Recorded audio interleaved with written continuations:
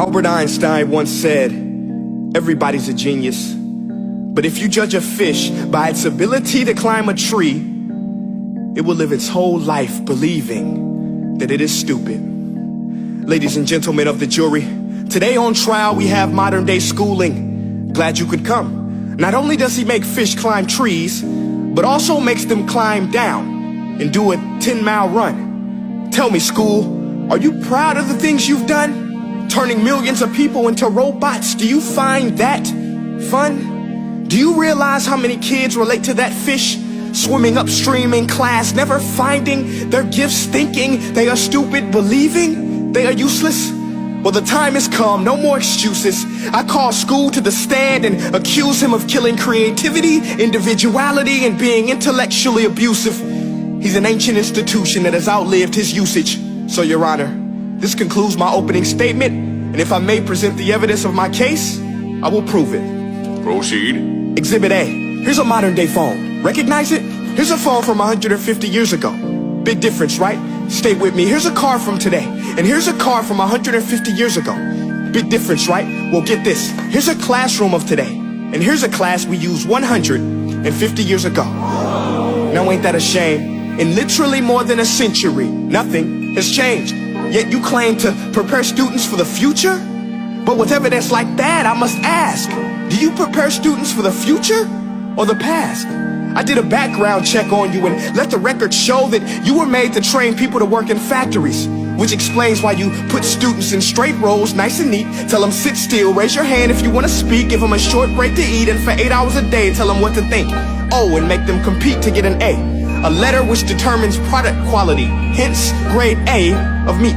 I get it. Back then, times were different. We all have a past. I myself am no Gandhi. But today, we don't need to make robot zombies. The world has progressed. And now we need people who think creatively, innovatively, critically, independently, with the ability to connect. See, every scientist will tell you that no two brains are the same. And every parent with 2 or more children will confirm that claim. So please explain why you treat students like cookie cutter frames or snapback hats, giving them this one-size-fits-all crap. Watch your language. Sorry, Your Honor, but if a doctor prescribed the exact same medicine to all of his patients, the results will be tragic. So many people will get sick, yet when it comes to school, this is exactly what happens. This educational malpractice, where one teacher stands in front of 20 kids, each one having different strengths, different needs, different gifts, different dreams, and you teach the same thing the same way? That's horrific. Ladies and gentlemen, the defendant should not be acquitted. This may be one of the worst criminal offenses ever to be committed. And let's mention the way you treat your employees. Objection. Overruled. I want to hear this. It's a shame. I mean, teachers have the most important job on the planet, yet they're underpaid? No wonder so many students are short-changed. Let's be honest, teachers should earn just as much as doctors, because a doctor can do heart surgery and save the life of a kid, but a great teacher can reach the heart of that kid and allow him to truly live. See, teachers are heroes that often get blamed, but they're not the problem. They work in a system without many options or rights. Curriculums are created by policymakers, most of which have never taught a day in their life. Just obsessed with standardized tests. They think bubbling in a multiple choice question will determine success. That's outlandish. In fact, these tests are too cruel to be used and should be abandoned, but don't take my word for it. Take Frederick J. Kelly, the man who invented standardized testing, who said, and I quote, "These tests are too cruel to be used and should be abandoned." Ladies and gentlemen of the jury, if we continue down this road, the results will be lethal. I don't have much faith in school, but I do have faith in people. And if we can customize healthcare, cars, and Facebook pages, then it is our duty to do the same for education, to upgrade it, change it, do away with school spirit, because that's useless. Unless we're working to bring the spirit out of each and every student, that should be our task.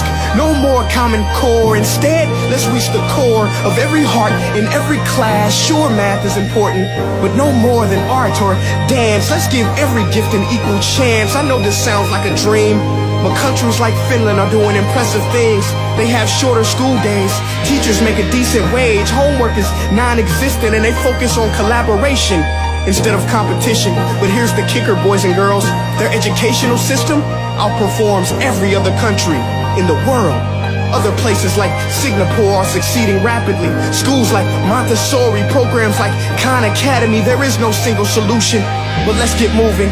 Because while students may be 20% of our population, they are 100% of our future. So let's attend to their dreams, and there's no telling what we can achieve. This is a world in which I believe, a world where fish are no longer forced to climb trees. I'll rest my case.